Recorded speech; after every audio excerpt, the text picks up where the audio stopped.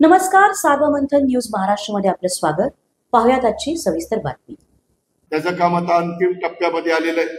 इंदापूर चौक shopping complex बांधणं हा जवळपास 500 कोटी रुपयाचा प्रकल्प, हा देखील काम गतीनं आपण करतोय. ते झालं की ते सगळे पुढचे जे शॉप्स आहेत ते आतमध्ये जाणार आणि तो रस्ता रुंद होणार आहे.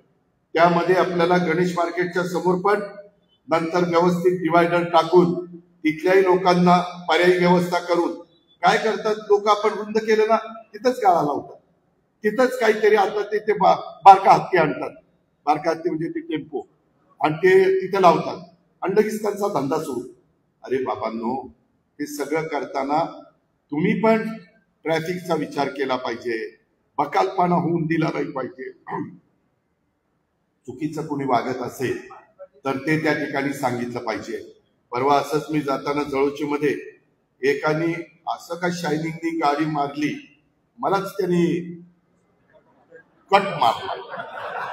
मी गाडी त्यांनी कट मारल्यावर माझं सकत, मी माझ्या ड्रायव्हरला म्हणलं चल मागे, पण तो पोलीस शिरला.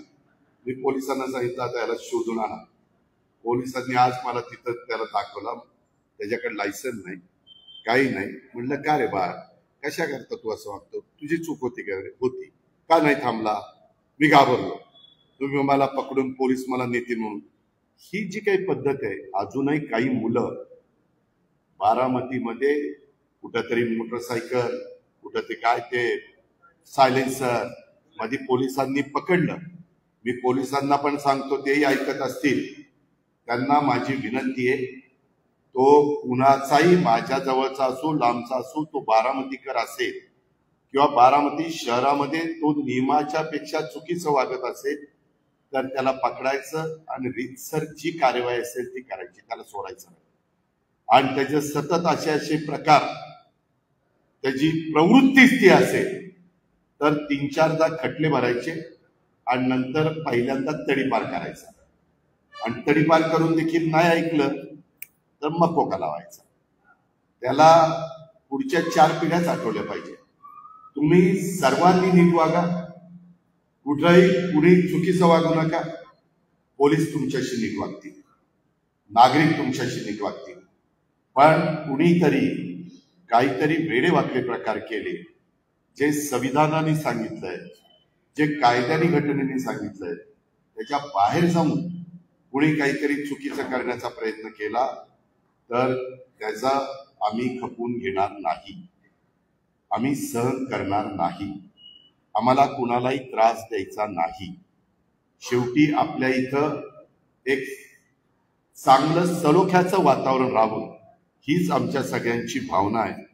आणि त्याच्यातूनच आपल्या आता तिरंगा सर्कल ते थेट आता डायनामिक्स पर्यंत, आता आपण केलं होतं ते विद्या कॉर्नर चौकापर्यंत, पण आता मी डायनामिक्सचा तो MIDC रस्ता जातो ना तिथपर्यंत करणार आहे. तो सगळं आपण सुशोभीकरण करतोय. रस्त्याच्या दुतर्फा मोकळी जागा सुशोभीकरण करणं, त्याचबरोबर आपल्या अल्पसंख्याक समाजाच्या करता खूप चांगला नदीच्या काठाला शादीखाना बांधलेला आहे. तुम्ही कधीतरी सहज चक्कर मारा, तिथं आता उर्दू शाळेचंही काम चाललेलं आहे. त्याचबरोबर बारामती शहराच्या करता मी मगाशी सांगितलं तसं 1 ते 1.5 मेगावॅट सौर प्रकल्प राबवणं, त्याकरता पण निधी दिलाय. आता तो अजून थोडा मोठा, उद्याची काही वर्ष तरी आपल्याला त्याच्यातनं ती वीज मिळावी अशी जरा व्यवस्था आपण करू. आणि आंतरराष्ट्रीय दर्जाचा जलतरण तलाव हा आपण करतोय. नवीन क्रीडा संकुल पण आपण करतोय. जुन्या क्रीडा संकुलाचं पण काम चाललेलं आहे. 5 नंबर शाळेच्या ठिकाणी आपण CBSE स्कूल करतोय. आपल्या मंथन न्यूज महाराष्ट्राला लाईक करा, शेअर करा, सबस्क्राईब करा.